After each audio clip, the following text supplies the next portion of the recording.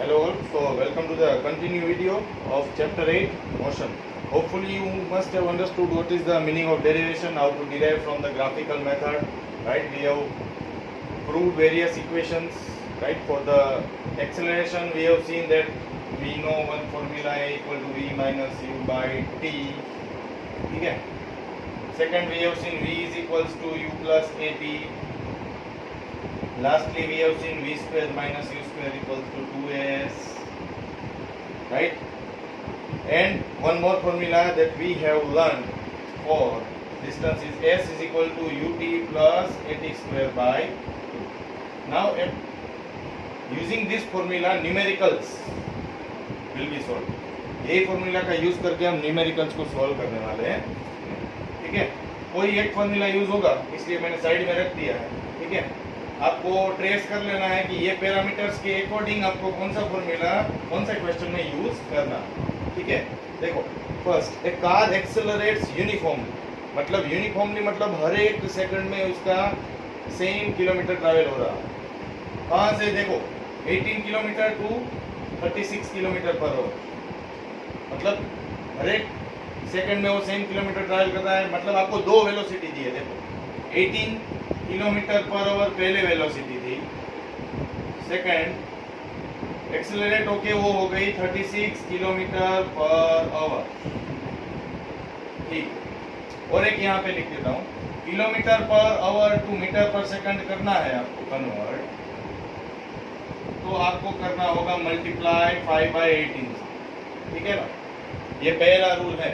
Kilometre per our को आपको metre per second में कन्वर्ट करना है तो आपको 5/18 से मल्टीप्लाई करना पड़ेगा। क्या मल्टीप्लाई करना पड़ेगा? जो किलोमीटर पर आवर वाली जो वैल्यू है उसको 5/18 से, ठीक है? कितना टाइम लेता है? देखो, 5 सेकंड लेता है, ठीक है भाई। आपको दो चीज कैलकुलेट करनी है, एक्सेलरेशन और डिस्टेंस। कोई भी फॉर्मूला से डिस्टेंस यूज कर सकते हो, कैलकुलेट कर सकते हो। You can use this formula, you can use this formula. S stands for distance, S stands for distance, T stands for time, V stands for final velocity and U stands for initial velocity। ठीक है भाई, ये तो समझ में आ गया। सबसे पहला step, you to convert kilometre per hour to metre per second. Okay, तो 18 cross 5/18, 18 cut, answer will be 5 metre per second. हो गया easy. Same way 36 cross 5/18, 18 2s 10 metre per second हो गया। चलो, एक्सेलरेशन सबसे पहला a is equals to v minus u by T, ठीक है? a equal to v minus u by T. क्या होगा उसका आंसर? v क्या है? 10 minus 5 whole divide by 2, 10 minus 5 is 5, 5/2। Sorry, time is given as 5, huh? Sorry, 5. So 5 cancel, answer will be 1 metre per second. ये समझ में आया आपको? कैसे वैल्यू आई? समझ में आ गया? और एक्सेलरेशन है तो मीटर पर सेकंड नहीं आएगा, मीटर पर सेकंड स्क्वायर आएगा।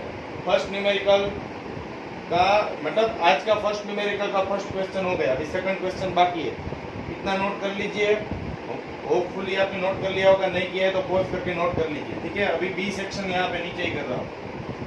मैंने क्या बोला था? डिस्टेंस कैलकुलेट करने के लिए आप ये वाला फॉर्मूला भी यूज कर सकते हो और दूसरा उसके नीचे वाला भी यूज कर सकते हो। आपको कौन सा इजी लगता है वो आपको यूज करना है।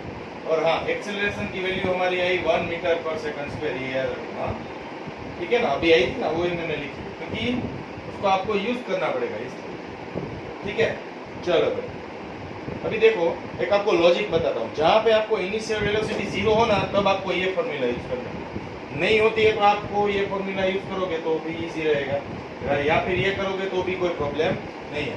अभी मैं ये वाला कर रहा हूँ, S is equals to UT plus AT square by 2। और दूसरी चीज आपको दिया ही है कि यूनिफॉर्म के लिए आपको ये डिस्टेंस करोगे तो चलेगा, ठीक है ना? यूनिफॉर्म वेलोसिटी, और हमारा जो ग्राफ था यूनिफॉर्म वेलोसिटी के लिए ही था, अगर याद हो तो स्ट्रेट लाइन ग्राफ मिल रहा था, राइट?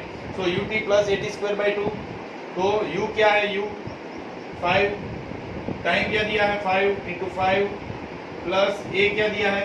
1, टाइम का स्क्वायर 25 लिख लेता हूं डिवाइड बाय 2, ठीक है। तो फाइनल आंसर क्या आएगा 25 plus 12.5। Answer that you would be obtaining will be same, that is given in your textbook 37.5 metre. पर जब मैं टेक्स्ट बुक में देख रहा हूँ उन्होंने भी यही फॉर्मूला यूज किया है, आप सेकंड फॉर्मूला से भी ट्राई कर सकते हो, यही आंसर आएगा। वो थोड़ा आपको हार्ड लगेगा क्योंकि आपको स्क्वेयरिंग करनी है, इसलिए टेक्स्ट बुक वाले ने भी यही फॉर्मूला यूज किया, ठीक है। आप कोई भी फॉर्मूला यूज कर सकते हो, ये यूज करना पड़ेगा कहाँ पे वो आपको मैं बताऊंगा नेक्स्ट एग्जाम्पल, ठीक है ना। अभी ये समझ में आ गया तो नेक्स्ट में प्रोसीड करते हैं, चलो।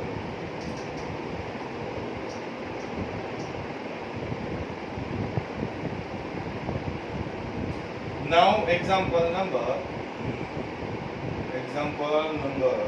8.7। चलो भाई, the brake apply to the car, मतलब कार जा रही है, उसने ब्रेक अप्लाई किया है, मतलब कार की कुछ इनिशियल वेलोसिटी होगी कि नहीं होगी? होगी, जरूर होगी, तभी तो ब्रेक अप्लाई की ना। प्रोड्यूस एन एक्सेलरेशन, तो इसमें तो एक्सेलरेशन दिया, और ब्रेक अप्लाई करने वाला कोई भी चीज हो, मतलब रुकने वाली हो, तब आपको उसकी वैल्यू, क्यों ऐसा होता है मुझे बताओ। जब मैं ब्रेक अप्लाई करता हूँ उसका मतलब मेरे पास कुछ इनिशियल वेलोसिटी होगी, उससे मेरी फाइनल वेलोसिटी कम ही होने वाली है।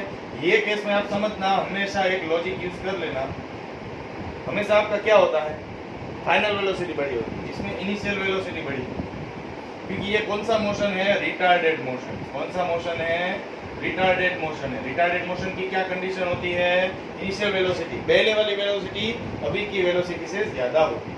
चलो, इसीलिए हमने यहाँ पे एक वैल्यू माइनस रखी है। ये देख लेना आप, फर्स्ट वीडियो या सेकंड वीडियो देख लेना, उसमें मैंने बताया है जब u ग्रेटर देन v होता है तब एक्सीलरेशन की वैल्यू हमेशा माइनस है, इसलिए माइनस की साइन है। आधे लोग इसमें ही कंफ्यूज हो जाएंगे। और ब्रेक मारने में कार को लगा 2 सेकंड, कैलकुलेट डिस्टेंस, आपको वो ब्रेक मारने के बाद मतलब 2 सेकंड जो था ना, उसमें वो कार ने कितना आगे गई, राइट, वो आपको फाइंड करना है, दूसरा कुछ भी फाइंड नहीं करना, एस फाइंड करना है, ठीक है।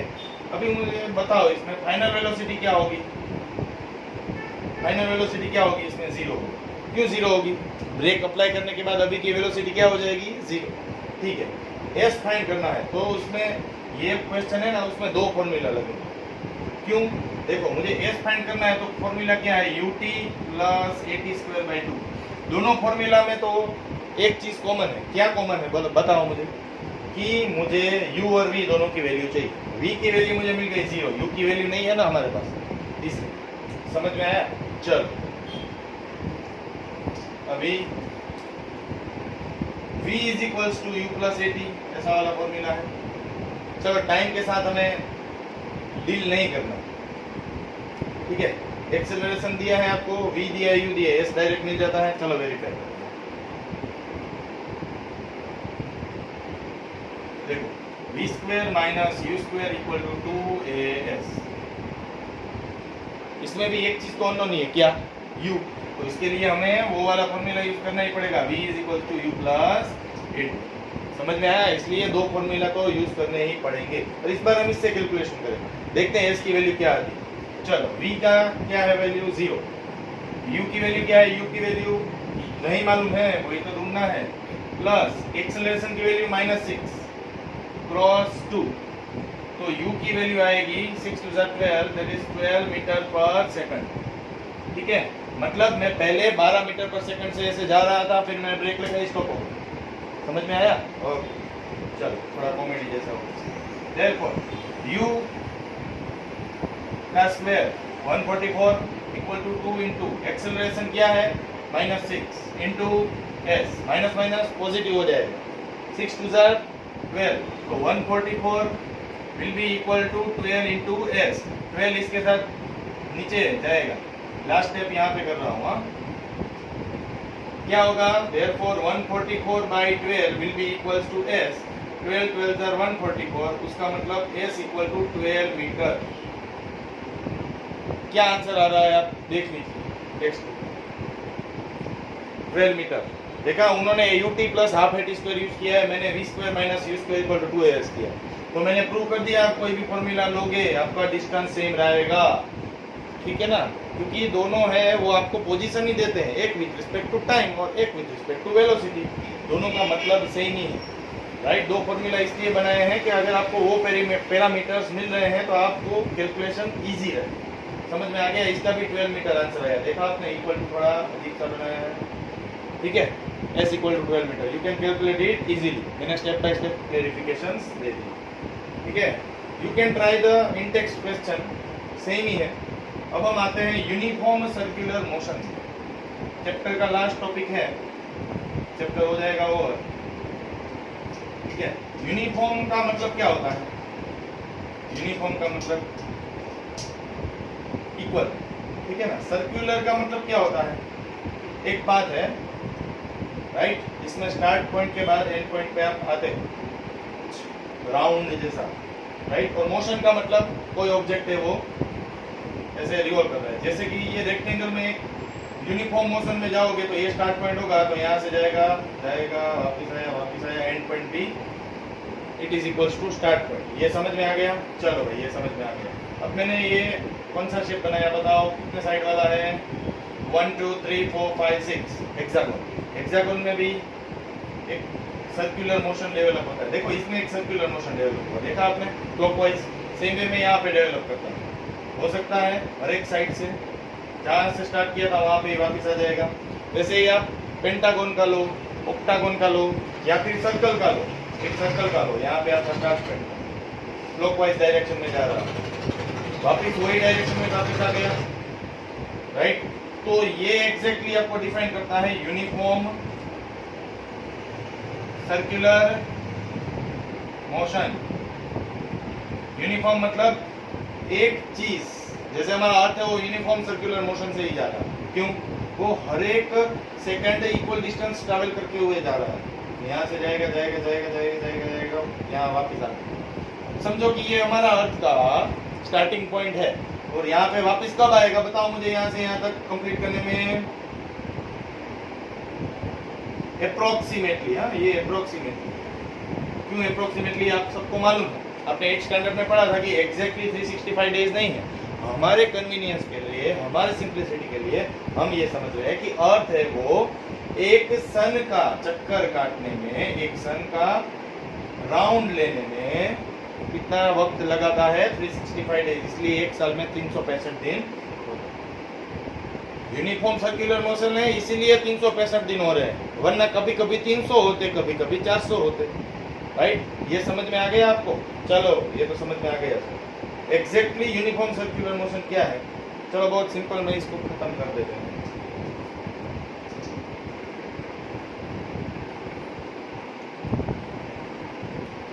अभी आप देखिए, यूनिफॉर्म सर्कुलर मोशन के लिए मैंने एक सर्कुलर सर्कल बनाया, ठीक है, सर्कुलर सर्कल बनाया, ठीक है। चलो अभी एक रनर यहाँ पे खड़ा है, उसको बोला है कि आपको एक ओलंपिक का ये पाथ है, राइट, आपको ऐसे सर्कल में पूरी रेस खत्म करनी है, ठीक है। तो यहाँ से स्टार्ट किया, वो जाएगा जाएगा जाएगा, उसका मतलब क्या हुआ? आपने मैथ्स में पढ़ा था, मालूम है? दो चीज पढ़ी थी कि एक सर्कल होता है ना, उसके बाहर वाली बाउंड्री को क्या बोलते हैं? सर्कमफेरेंस बोलते हैं, और अंदर वाली चीज को क्या बोलते हैं हम? जो अंदर वाली चीज होती है उसको क्या बोलते हैं बताओ? एरिया बोलते हैं। तो अब आपको याद करना पड़ेगा, ठीक है ना। अभी मुझे एक चीज बताओ कि अगर वेलोसिटी का फॉर्मूला लिखो तो क्या होता है? Velocity is equals to displacement upon time. अभी इसमें डिस्प्लेसमेंट क्या हुआ रनर का? यहाँ से यहाँ तक, वैसे देखने जाए तो 0, डिस्प्लेसमेंट या डिस्टेंस भी हो सकता है, ठीक है ना। चलो यहाँ पे डिस्टेंस लिखते हैं, वरना तो बोलेंगे सर यहाँ पे तो जो स्टार्ट पॉइंट था वही एंड पॉइंट हो जाएगा। चलो डिस्टेंस अपॉन टाइम भी लिख सकते हैं, ठीक है। चलो अभी डिस्टेंस अपॉन टाइम, ठीक है।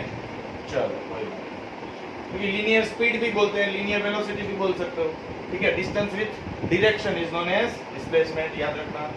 चलो इसमें डिस्टेंस कितना कवर किया बताओ? सर्कमफेरेंस ऑफ सर्कल जितना, circumference of circle divide by time. Time तो वही रहेगा, टाइम का तो कुछ नहीं है सब, टी मालूम नहीं है कितना टाइम।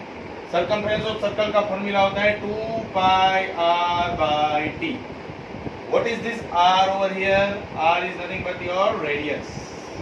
इसका रेडियस ऑफ सर्कल, मतलब ये सेंटर पॉइंट से जो आपके रेसिंग ट्रैक तक टच हो रहा है वो वाला r है, मतलब कि रेडियस, इसको आप r से पहचानते हो मेट्स। समझ में आ गया? ये इसका सेंटर होता है जिसे आप o से पहचानते हो, ये o नहीं है, ठीक है। चलो यहाँ पे m रखता हूँ, m is your centre of the circle. Centre of the point से एक ऐसा पॉइंट होता है जहाँ पे एक लेंथ आपको इक्वल मिलेगी, उसको हम रेडियस बोलेंगे। समझ में आ गया? ये है आपका यूनिफॉर्म सर्कुलर मोशन, ये याद रखना है आप, ठीक है ना। When an object travels in a circular path with uniform speed, एक यूनिफॉर्म स्पीड से कोई ऑब्जेक्ट ट्रैवल कर रहा है, राइट, तो such motion is known as uniform circular motion. मैंने आपको ऑलरेडी एक एग्जांपल दे दिया, राइट। अभी एक आप चीज जो आपके टेक्स्ट बुक में लास्ट में एक एग्जांपल दिया है, उसके बाद सब टॉपिक्स कवर हो जाएंगे। देखो, अभी आप ऐसे सोचो कि एक पर्सन ये पॉइंट पे खड़ा है, ठीक है, उसके पास एक थ्रेड है, थ्रेड में वो स्टोन को ऐसे रोटेट कर रहा है सर्कुलर पाथ, राइट। रोटेट करते हुए उसने ये वाले पॉइंट पे इसने रिलीज किया, तो क्या होगा बताओ? वो टेंजेंशियली ये डायरेक्शन में चला जाएगा। अब सोचो दूसरा भी यही पॉइंट पे खड़ा था, उसने भी यही स्टोन लिया, उसने रिवॉल्व किया और यहाँ पे रखा, ठीक है, मतलब यहाँ ये पॉइंट से रिलीज किया। अब आप बताओ, तो ये आपको ऐसा लग रहा है हर एक पॉइंट पे सर्कल में स्टोन अपनी डायरेक्शन है वो चेंज कर सकते हैं, ये यहाँ पे आएगा, ये यहाँ पे आएगा, ये यहाँ से जाएगा, ये यहाँ से जाएगा, ये यहाँ से जाएगा। उसका मतलब क्या हुआ कि सेंटर है उससे कुछ फोर्स अट्रैक्ट हो रहा है, इसके कारण कि वो इधर घूम रहा है, और जो जब वो रिलीज करेगा तब उसको सेंट्रीफ्यूगल फोर्स लगेगा। थोड़ा एक्स्ट्रा नॉलेज है गेन कर, सेंट्रीफ्यूगल, फ्यूगल मतलब बाहर के साइड, सेंट्रीफ्यूगल फोर्स। समझ में आया? राइट। इसकी स्पीड कम हो जाएगी तो क्या होगा मालूम है? क्या होगा आप सोचो, मैं ऐसे स्टोन रिवॉल्व कर रहा हूँ, मैंने स्पीड अचानक से कम कर दी, मुझे रिलीज नहीं करना है स्टोन, तो क्या होगा? ये जो स्टोन है वैसे श्रिंक होके अंदर आएगा। इसका मतलब जो भी फोर्स अंदर की तरफ लगता है इसका नाम होता है सेंट्रीपिटल फोर्स। सेंट्रीपिटल फोर्स दो केस हो सकते हैं।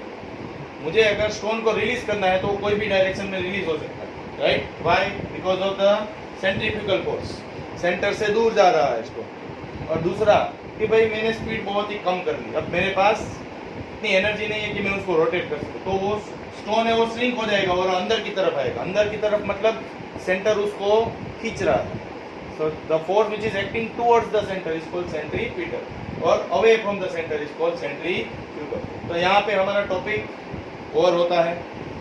चैप्टर 1 हो गया, चैप्टर 8 आज पूरा कंप्लीट हो गया है, ठीक है।